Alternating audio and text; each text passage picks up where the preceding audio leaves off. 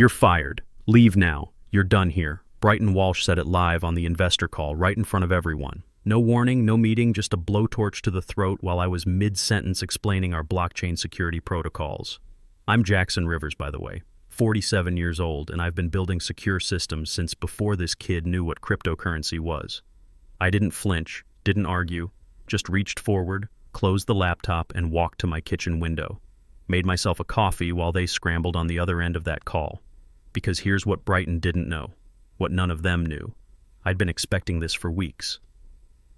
Let me back up. 6 months ago, I wasn't even supposed to be at Block Secure Technologies. I was consulting for defense contractors, making good money, keeping my head down, built secure communications for Navy installations, the kind of work where failure means people die. You learn precision in that environment. You learn to build systems that don't break under pressure. My Navy training started when I was 22, 15 years of service, most of it in cryptographic systems and secure communications. We called it information warfare back then, but really it was about building unbreakable digital fortresses. Every protocol had backups. Every access point had multiple authentication layers. Every system was designed to fail safe, not fail open. When I transitioned to civilian tech, I brought that mindset with me. Cryptocurrency was just emerging, but I saw the potential immediately. Digital money needed military-grade security. The Wild West approach most startups were taking, throwing code together and hoping for the best. That was exactly how you ended up with catastrophic breaches. I spent 10 years building reputation in the crypto space, consulted for major exchanges, designed wallet architectures that never got hacked, wrote security protocols that became industry standards. Not flashy work, but essential work, the kind of expertise you can't fake or shortcut. Then Austin Wells called me up desperate.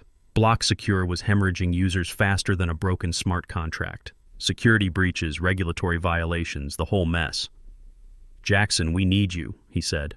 His voice had that particular strain of a CEO watching his company circle the drain. "Remember Clause 7.3a from the original partnership agreement?" I remembered. I'd helped write that clause 3 years earlier during their initial architecture planning. Founding systems architect may be reinstated as critical infrastructure consultant in the event of operational emergency. Translation: when everything goes to hell, call Jackson. Austin explained the situation. Their platform was handling 50,000 cryptocurrency transactions daily, but their security infrastructure was held together with wishful thinking and 6-year-old encryption protocols. 2 major vulnerabilities had already been exploited. The SEC was asking pointed questions about their compliance framework. Venture capitalists were getting nervous. "We're 3 weeks from losing our banking partnerships," Austin admitted. "Without proper security certification, we can't process fiat currency exchanges. The whole business model collapses." So I came back. Not because I loved the company, but because I hate seeing good technology destroyed by incompetent implementation. And honestly, the consulting rate was excellent. First week, I audited their entire infrastructure. The problems were worse than Austin had described.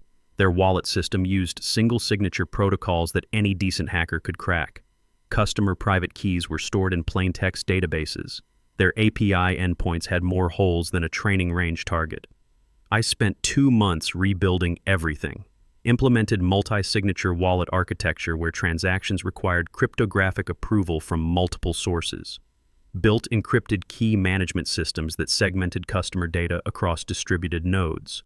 Created automated compliance reporting that tracked every transaction for SEC requirements. The work wasn't glamorous. While other consultants gave PowerPoint presentations about blockchain innovation, I was buried in code, writing the actual systems that made innovation possible. 16-hour days, debugging cryptographic protocols, testing failure scenarios. But it worked. Security breaches dropped to 0. Customer confidence returned. The platform started handling 200,000 daily transactions without a single compliance violation. Banking partnerships renewed. The SEC audit passed cleanly. That's when the problem started. See, nobody wants to credit the repair guy once the engine starts running smooth again. Austin started talking about fresh perspectives and new energy. The board wanted someone who could pitch to venture capitalists without mentioning all the technical debt I'd just cleared. I should have seen it coming. Military experience teaches you about mission creep, how objectives change once initial success is achieved. But I figured technical competence would speak for itself. I figured 25 years of experience building unbreakable systems would earn some respect. I was wrong. That's when Brighton Walsh showed up. 29 years old, MBA from Wharton, and her daddy sits on the board of Walsh Industries, a traditional manufacturing conglomerate trying to understand why their portfolio companies kept talking about digital transformation. Brighton's first day, she walked in wearing designer heels that probably cost more than most people's monthly salary. Started talking about disrupting the disruption space and leveraging synergistic blockchain paradigms. I swear these people collect buzzwords like trading cards. She had that particular confidence that comes from never being truly tested, never having a system fail catastrophically because you cut corners, never watching months of work evaporate because you didn't properly validate input parameters. But she had an MBA and connections, which apparently mattered more than actually understanding the technology she was supposed to manage. Brighton pulled me into a one-on-one her second week, called it a sync, but really it was her trying to figure out what I actually did. We met in the glass conference room they'd nicknamed the Fishbowl. Appropriate, since I felt like I was being studied by someone who'd never seen my species before. "Jackson, I respect your background," she said, settling into her chair with the confidence of someone who'd never had a system crash at 3 a.m. because of a security flaw. "But I've been reviewing your section in the investor deck, and honestly, it's way too in the weeds." She had printed out my slides, 20 pages of technical specifications, security protocols, and compliance frameworks. Real documentation that explained how our platform could handle millions of dollars in cryptocurrency transactions without getting hacked or shut down by regulators. "Nobody wants to hear about multi-signature cryptographic protocols and zero-trust security frameworks," she continued, tapping her manicured nails on the table. "These investors want story, vision. They want to understand the user journey, not get a lecture from a cybersecurity bootcamp." I looked at her carefully. "And who's handling the SEC compliance reports when they come due next month?" She blinked. "Legal handles regulatory stuff. Legal files the paperwork," I said. "But someone has to generate the technical compliance data, validate the cryptographic audit trails, and certify that our security protocols meet federal banking standards. That someone is me." Brighton waved her hand like she was shooing away a fly. "I'm sure we can streamline that process. Maybe outsource it to a compliance firm." That's when I knew she didn't understand what she was managing. You can't outsource cryptocurrency security compliance. It's not like hiring an accounting firm to do your taxes.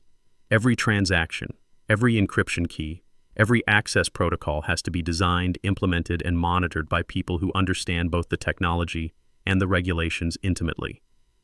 But Brighton had already moved on in her head. She started talking about optimizing our narrative framework and leveraging visual storytelling paradigms. I stopped listening and started planning. Over the next 3 weeks, I watched Brighton systematically dismantle the professional structure that had taken months to build. My access to strategy meetings started getting accidentally revoked. Calendar invites for important client calls somehow never reached my inbox. My name disappeared from email chains about the Series A funding round, even though my compliance documentation was being copied word for word into their due diligence packet. When I called it out, Austin gave me corporate doublespeak about streamlining communications and reducing noise in critical decision-making processes. Brighton just smiled like she'd solved a complicated equation. But here's what neither of them understood about blockchain systems. They're built on cryptographic trust chains. Every component depends on verified authenticity. When you start removing essential elements, the whole structure becomes vulnerable. I designed BlockSecure's infrastructure the same way I'd built Navy communication systems, with proper access controls, redundant verification layers, and fail-safe protocols. Not maliciously, just professionally. When you're responsible for securing millions of dollars in digital assets, you build systems that can't be compromised by internal politics or external attacks. That meant I had legitimate administrative access to critical infrastructure components, database encryption keys, API authentication protocols, regulatory reporting systems, all properly documented, all legally authorized, all necessary for maintaining security and compliance. I also had something Brighton didn't know about: deep knowledge of the legal framework we operated under. When Austin had brought me back 6 months earlier, I'd insisted on specific contractual protections. Not because I was paranoid, but because I'd seen too many consultants get thrown under the bus after cleaning up other people's messes. Buried in the Series A term sheet, page 8, subsection 4.2, was a clause most people skip over because it's written in dense legal language. Technical compliance presentation must include direct participation from designated infrastructure architect Jackson Rivers, classified as mandatory contributor for funding validity. I'd negotiated that clause during the contract discussions. Seemed like reasonable insurance at the time. The lawyers had argued it was unnecessary, but I'd held firm. 25 years of experience had taught me that essential people become disposable the moment success makes their contributions seem routine. Brighton, meanwhile, was busy rewriting my investor presentation. My original section had 20 slides covering security architecture, compliance frameworks, and technical risk mitigation. She cut it down to 5 slides, replacing detailed technical specifications with stock photos of blockchain graphics downloaded from Shutterstock. One slide literally showed a cartoon padlock with the caption "Enterprise-Grade Security Solutions." Another featured a generic network diagram that had nothing to do with our actual infrastructure. She'd turned months of sophisticated technical work into a children's picture book, but I let her do it. Because buried in the backup systems I'd built was something she didn't know existed. Independent presentation nodes that could override the primary display system if properly authenticated. See, when you design secure infrastructure, you plan for compromise scenarios. What happens if the primary systems get corrupted? What happens if unauthorized users try to modify critical data? You build parallel systems that maintain integrity even when the main systems fail. I'd applied the same principle to our investor presentation. The shared folder Brighton was editing connected to the primary display system, but I maintained independent backup versions on distributed nodes she didn't even know existed, all properly secured, all professionally implemented, all completely legal. The morning of the investor presentation, I did my final system checks. Brighton's modified slides were loaded into the primary presentation system, but my authentication protocols were still active on the backup nodes. One cryptographic signature from my verified account, and the backup system would override the primary display. I didn't plan to use it. I hoped the presentation would go smoothly, that Brighton would handle the marketing sections while I covered technical compliance, professional division of labor. I should have known better. The investor presentation was scheduled for 10 a.m. sharp. Diana Stone from Apex Ventures was leading a $30 million Series A round.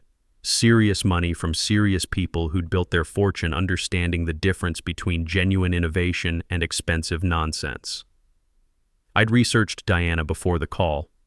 Former CTO at 2 successful fintech companies, MIT computer science degree, 15 years of experience evaluating blockchain technologies. She'd personally overseen the technical due diligence for cryptocurrency investments worth over $200 million. The kind of investor who could spot technical incompetence from orbit. The call started with Austin's usual nervous energy.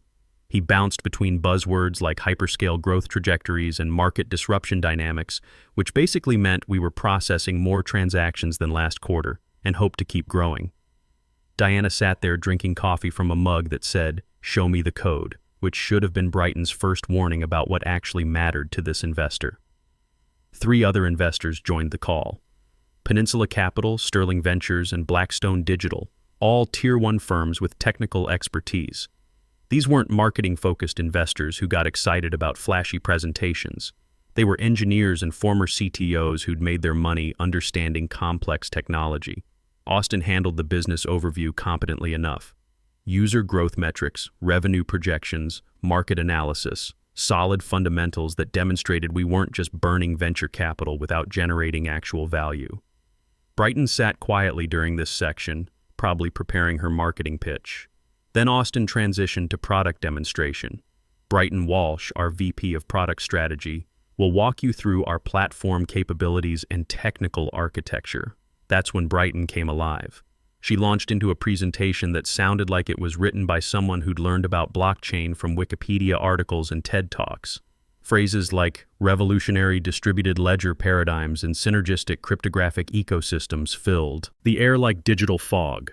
I watched Diana's face grow more skeptical with each slide. When Brighton showed the cartoon padlock graphic and called it military-grade security visualization, Diana actually winced. These investors understood that real security came from mathematical precision, not stock photography.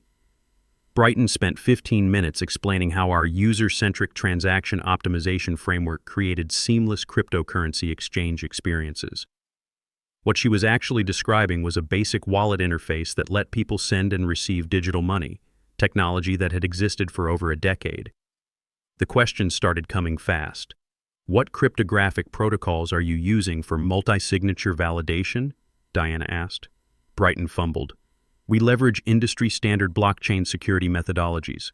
Which specific algorithms? Preston Investor from Peninsula Capital. Our technical team has implemented comprehensive cryptographic solutions, Brighton replied, which was corporate speak for I have no idea what you're talking about. That's when Diana cut to the chase. Ms. Walsh, can you explain how your platform handles SEC compliance for cryptocurrency to fiat transactions? Silence. Brighton stared at the camera like Diana had started speaking ancient Greek. We work closely with our legal team to ensure all regulatory requirements are properly addressed, Brighton finally managed. Who specifically handles the technical compliance reporting? Diana continued. The SEC requires real-time transaction auditing, cryptographic verification of fund transfers, and automated suspicious activity detection. Which team member oversees these protocols? More silence. Because Brighton didn't know that I personally managed every aspect of regulatory compliance. She didn't know that our SEC reporting systems required my cryptographic signature to generate valid audit trails. She didn't even know that federal banking regulations required designated technical officers to personally certify security protocols. Austin jumped in to save her. Jackson Rivers, our systems architect, handles technical compliance. Jackson, can you walk Diana through the specifics? That should have been my cue to smoothly transition into technical details. Professional handoff between marketing overview and technical deep dive. Standard investor presentation format. But Brighton panicked. Instead of yielding the floor professionally, she made a decision that revealed both her incompetence and her insecurity. Actually, Brighton interrupted, let me just briefly cover our technical housekeeping items first. Technical housekeeping. She called SEC compliance and federal security regulations housekeeping items, like cryptocurrency security was something you handled between ordering office supplies and scheduling maintenance calls. I unmuted myself. Diana, let me walk you through our actual security architecture. That's when my backup presentation system activated. While Brighton had been editing the shared folder, my authentication protocols triggered the independent backup nodes. Real technical documentation loaded instead of her cartoon graphics. Detailed cryptographic specifications, actual security protocols, the systems that made our platform worth $30 million in investment capital. Diana leaned forward. The other investors looked genuinely interested for the first time during the call. Finally, someone was explaining technology instead of marketing buzzwords. I was 3 minutes in, demonstrating our multi-signature wallet architecture and explaining how smart contract auditing prevented the kind of exploits that had destroyed other platforms. When Brighton lost control completely, Jackson, stop, you're fired, leave now, you're done here.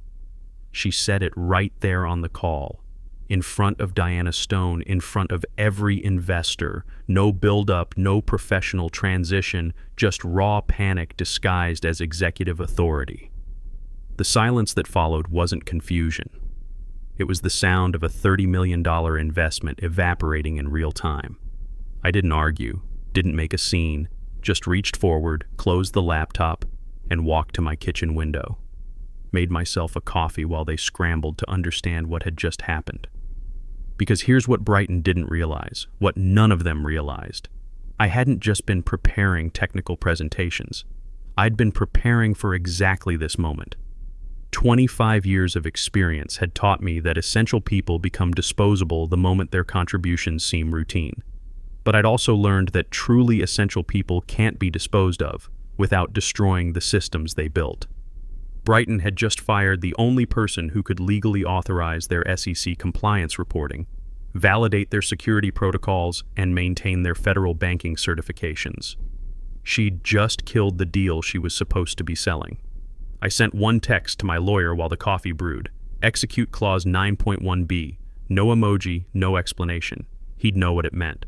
Back on the Zoom call, silence bloomed like spilled wine. Diana Stone didn't say anything for a full 10 seconds, an eternity in investor presentations. Then she spoke, and her voice was surgical precision. Why was Mr. Rivers removed mid-presentation? Austin started stammering about internal realignment and strategic restructuring.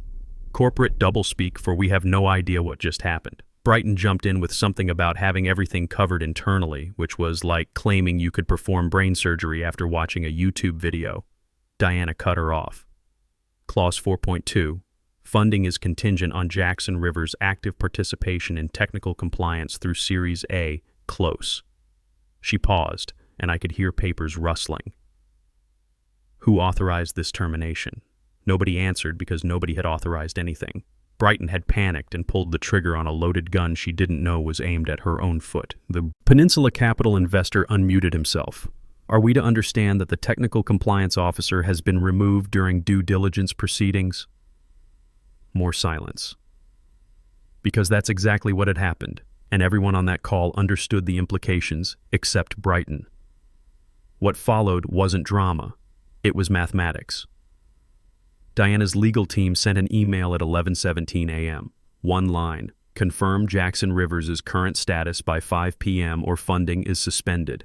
That email hit block secure like a power grid failure during a heat wave. Austin called an emergency all-hands meeting. Brighton showed up 20 minutes late, still acting like this was all a minor procedural issue. We can get him back, she announced to the room. It's just a contract technicality. I'll handle the negotiations. But here's what Brighton never understood about blockchain systems. They're built on cryptographic trust chains. You can't just restore access when you've broken the authentication protocols that secure the entire infrastructure. I'd designed our compliance systems the same way I'd built Navy communication networks, with proper security protocols and fail-safe mechanisms. When I was terminated, my access didn't just get disabled. It triggered automated lockouts across multiple critical systems. The regulatory reporting database required my cryptographic signature to generate valid SEC filings. The multi-signature wallet protocols needed my authentication key to authorize large transactions. The automated compliance monitoring system I'd built was tied to security certificates that only I could renew. They needed me to unlock it. I needed nothing from them. By 2 p.m., their CTO was frantically digging through system architecture documentation, discovering my digital signature on every major infrastructure component. The compliance director was calling regulatory contacts, realizing that half their federal filings were about to expire without proper technical authorization. Brighton tried damage control, sent out a company-wide message claiming I was one of several contributors and my work had been fully integrated into internal systems. Classic corporate misdirection. Then one of the senior engineers replied to the entire company, "That's factually incorrect. Our wallet infrastructure requires Jackson's cryptographic protocols for any transaction over $50,000. We can't even push security updates without his authorization keys." Another engineer added, "The SEC compliance system he built generates our regulatory reports automatically. Without his access, we'll be out of compliance within 72 hours. Austin finally called me at 4:30 p.m. I let it go to voicemail. His message was predictable: panic, apologies, desperate offers to work something out. Brighton had disappeared entirely, probably getting lectured by her father about tanking a $30 million deal. Diana Stone called me directly at 6 p.m. "Jackson," she said, "no pleasantries. I've spent the afternoon reviewing every line of technical documentation. I understand what you built. I also understand what happened today. I waited. That company cannot secure Series A funding without your authorization. I'd like to discuss terms for moving forward." Here's what I told her. I wasn't coming back as an employee. I was done with org charts and performance reviews and 29-year-old VPs who confused marketing buzzwords with technical expertise. I want full technical authority, I said. External contractor status through my own consulting firm. Any system or protocol I designed stays under my licensing control. Understood. I want retroactive compensation for the 6 months I spent rebuilding their infrastructure.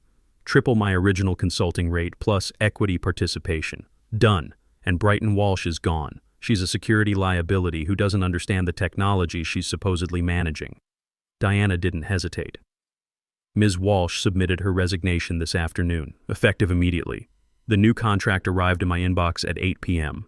30 pages of legal documentation establishing Fortress Protocols LLC as the exclusive technical infrastructure partner for BlockSecure Technologies.